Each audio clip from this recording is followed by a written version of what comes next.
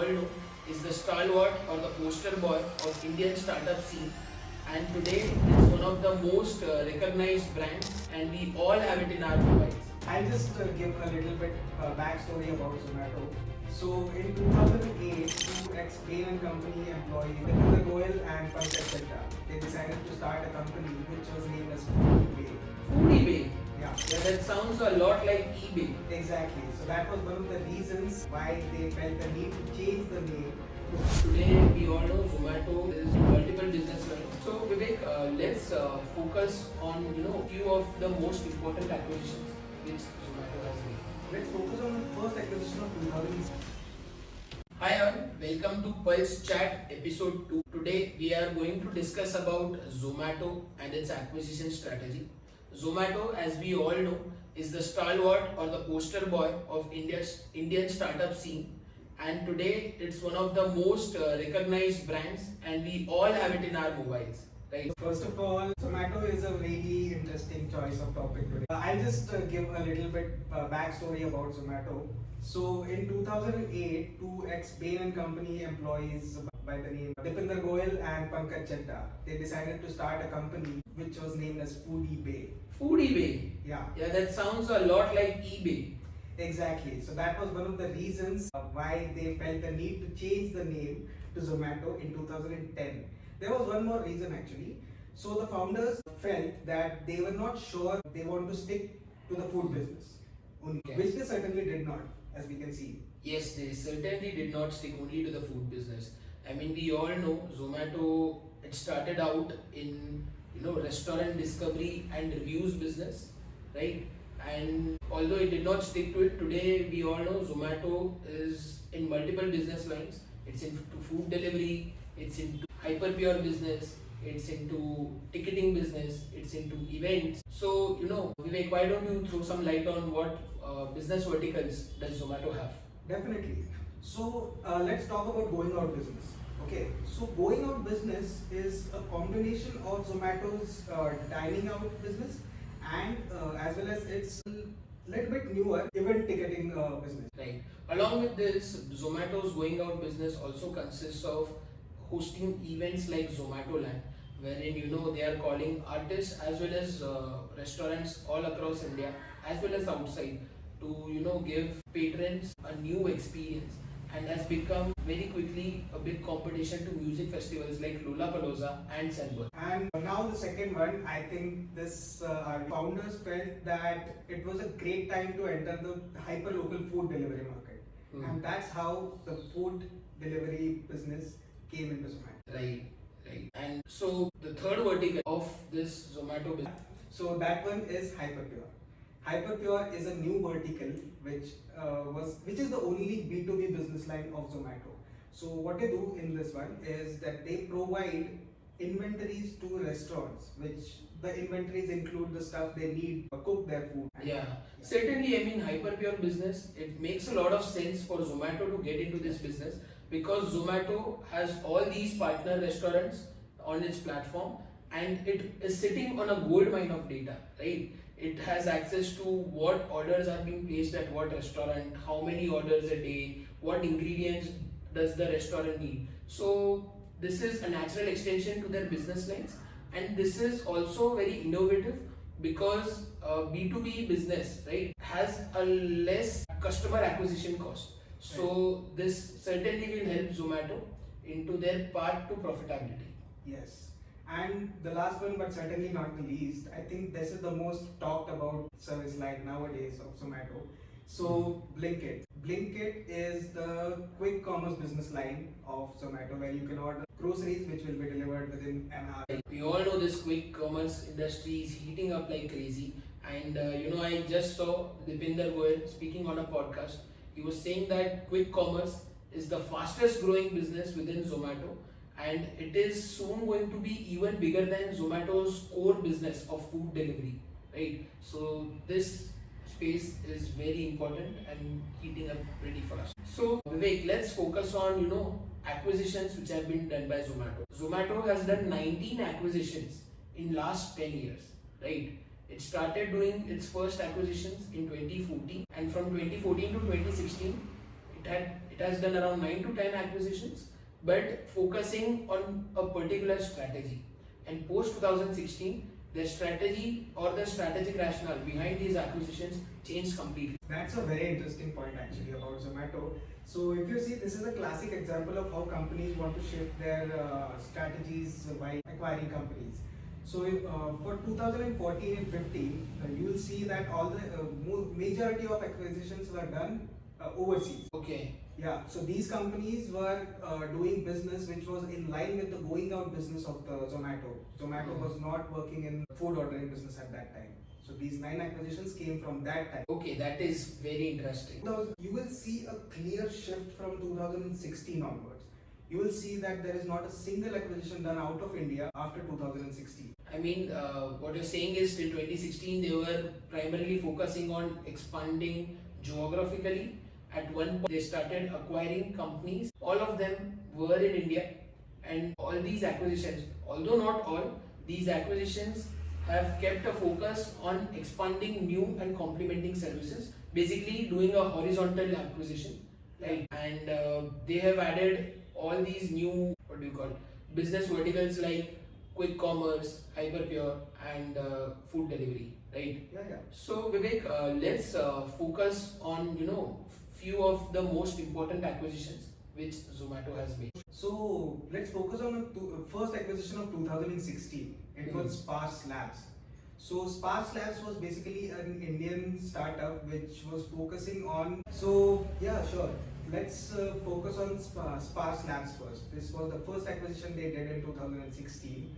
So Sparse Labs was basically an Indian startup which had made an application which did live tracking of delivery people. Okay, so all these live tracking that customers and restaurants can do is all thanks to Sparse Labs. Yes. I think we also have to thank Sparse Labs for the glitchy technology where we see Zomato delivery boys spinning around at the same point or floating on water, is it? Yes, that's the one you have to thank for. So Zomato did acquire this company and then integrated their application onto their own application. Yeah. So let's talk about second or more important acquisition, which is focused on food delivery business, that is Runner.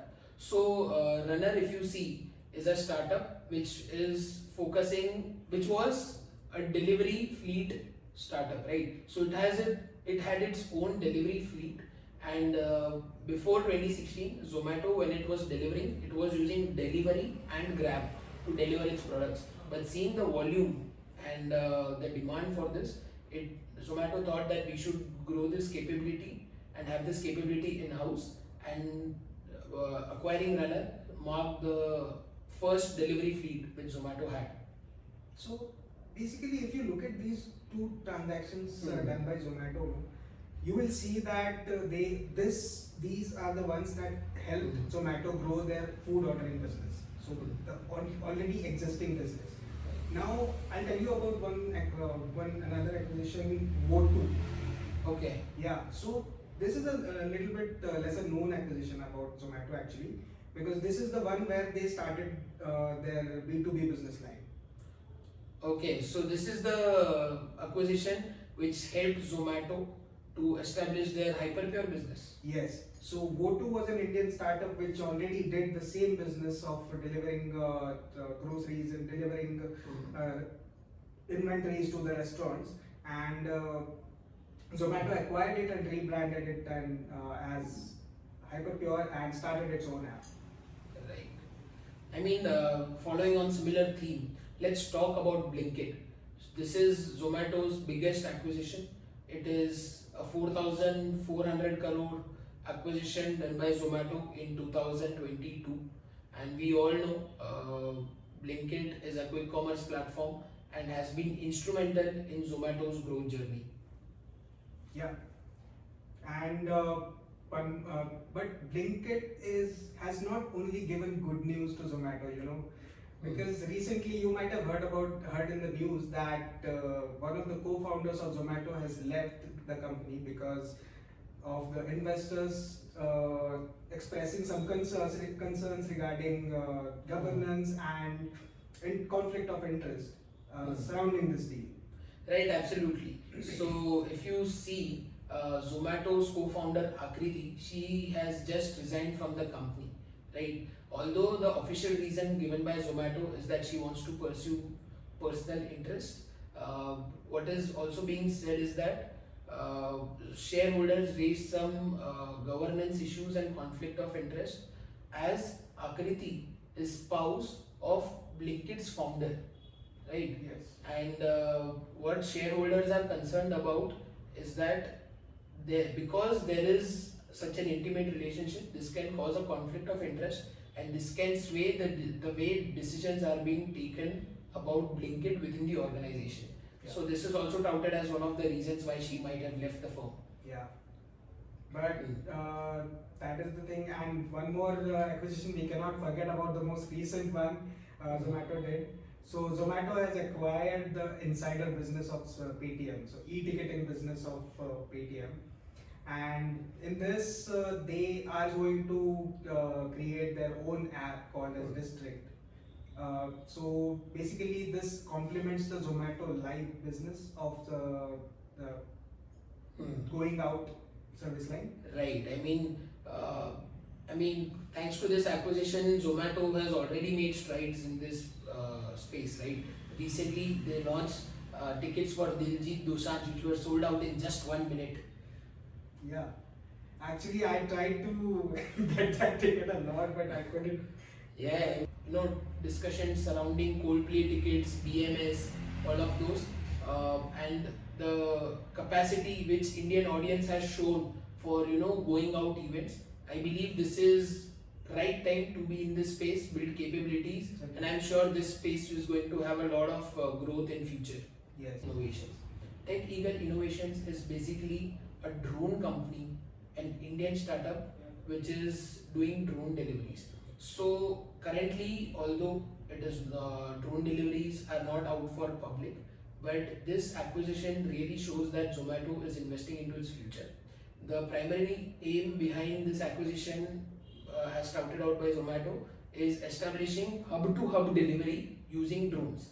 But given investments into more research and development and regulatory approvals coming soon, this acquisition can really help Zomato stay ahead of the curve from its competitors like Swiggy and start drone delivery business. This will help Zomato cut down its dependence on delivery partners, right? I mean, you would have seen that there is a lot of regulatory action which is giving cognizance to delivery partners for more statutory benefits and more fixed benefits, right? This can probably help them stay ahead and cut down costs.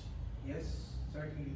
So now, if we these are all the acquisitions that were significant for Zomato for growing as a business, but it's not that Zomato is only focusing on inorganic growth by acquisitions. Zomato has, if you look at the IPO funds allocation, so Zomato launched this IPO in 2021, so where it was around for somewhere around 9,000 rupees, 9,000 crore rupees, and if we see 56% of that budget went into organic growth and 21% of it went into inorganic growth, and the rest went into general corporate purposes. Right.